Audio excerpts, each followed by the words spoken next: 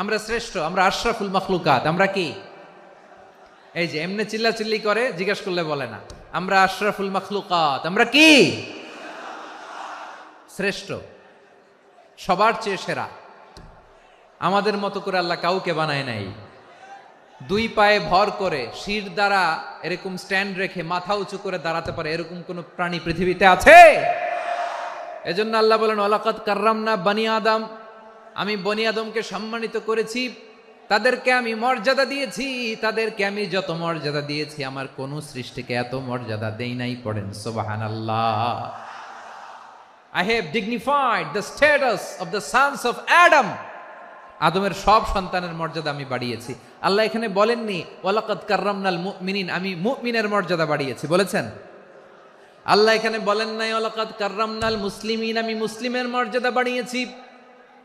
আল্লাহ বলেছেন ওয়ালাকাদ কাররামনা বানি আদম, আমি বনি আদমের সম্মান বাড়িয়েছি। হোক সে মুমিন কিংবা কাফের, মুসলিম কিংবা মুশরিক, আস্তিক কিংবা নাস্তিক, আরব কিংবা অনারব, যেই হোক না কেন আদম সন্তান সবগুলার মর্যাদা বাড়ায় দিয়েছে কে?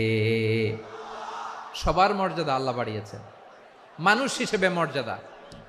বিশ্বনবী সাল্লাল্লাহু আলাইহি ওয়াসাল্লাম ইহুদির লাশ দেখে দাঁড়িয়ে গেলেন। কার লাশ? আমার যশোরের ভাইয়েরা আওয়াজ করে বলুন, কার লাশ? ইহুদির লাশ দেখে দাঁড়ায় গেলেন। সাহাবারা বললেন ইয়া রাসূলুল্লাহ, আপনি দাঁড়ালেন যে, এটা তো ইহুদির লাশ। বিশ্বনবী বললেন আওয়ালাইসাত নাফসান, এটা কি মানুষ নয়? এটা হোক ইহুদি হোক খ্রিস্টান, এটা তো মানুষ। আমি মানুষ দেখে দাঁড়িয়েছি।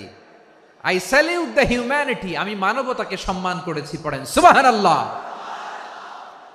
তাহলে এই জমিনে মানুষের মর্যাদা বেশি, হোক আস্তিক হোক নাস্তিক, হোক মুমিন কিংবা কাফের।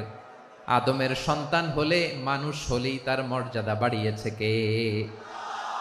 আমার কলিজার টুকরা যশোরের ভাইয়েরা, মানুষের মর্যাদা আল্লাহ এত বাড়িয়েছেন, মানুষ জীবিত থাকলেও যেমনি মর্যাদাবান, মরে গেলেও মর্যাদাবান। সুবহানাল্লাহ পড়েন। মানুষ মরে গেলে এই ডেড বডিটা কি হয়? পচে যায়, গলে যায়, মাটির সাথে মিশে যায়। তাই বলে আপনি ডেড বডির সাথে যাচ্ছে তাই করতে পারবেন না। পারবেন? কেউ যদি অন্যায় করে, তাকে যদি আপনি শাস্তির আওতায় আনেন, যা মনে চায় করতে পারবেন না। তারা আগুন দিয়ে পোড়াতে পারবেন না, নাক কাটতে পারবেন না, কান কাটতে পারবেন না, অঙ্গ বিকৃতি করতে পারবেন না। কারণ মানব জাতির মর্যাদা স্বয়ং দিয়েছে কে? ডেড বডি পচে যাবে, গলে যাবে। তারপর ইসলাম বলে না, খবরদার, এই মরা লাশটারও একটা মর্যাদা আছে না নাই? ইসলাম বলে এই লাশটা গলে যাবে, পচে যাবে, কিন্তু এটার অমর্যাদা করো না।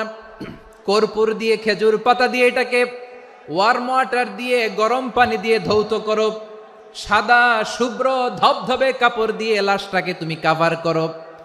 তারপরে খাটিয়ার মধ্যে লাশটাকে রেখে বিশাল একটা প্রোগ্রাম করো, একটা ফিউনারাল প্রোগ্রাম করো। ওই প্রোগ্রামের ডানে বায়ে পেছনে লাশটারে রাখলে হবে না, প্রোগ্রামের একেবারে সামনটাতে তুমি লাশটাকে রাখো। সুবহানাল্লাহ। একটা ফিউনারাল প্রোগ্রাম করতে হবে, তাকে শেষ বিদায় জানাতে হবে, যেটাকে আমরা জানাজা বলি। কি বলি? জানাজা মানে মাইয়েতের জন্য দোয়া, তার জন্য দোয়া করা হয়। তাকে একটা সিস্টেমেটিক অর্ডারে কবরে রাখা হয়, সুন্দরভাবে সেটাকে কবরস্থ করা হয়, মাটি দেয়া হয়, পানি দেয়া হয়। তার মানে মরে গেলেও মানুষের সম্মান বাড়ায় দিয়েছে কে? এজন্য আল্লাহ বললেন ওয়ালাকাদ কাররামনা বানি আদম, বনি আদমের সম্মান মর্যাদা আমি আল্লাহ বাড়িয়ে দিয়েছি। মানুষের সম্মানে তুমি কখনো আঘাত করো না, ঠিক কিনা? তাহলে ভাই, প্রথম মেসেজ হচ্ছে, the first and foremost message tonight to the people of Jessore.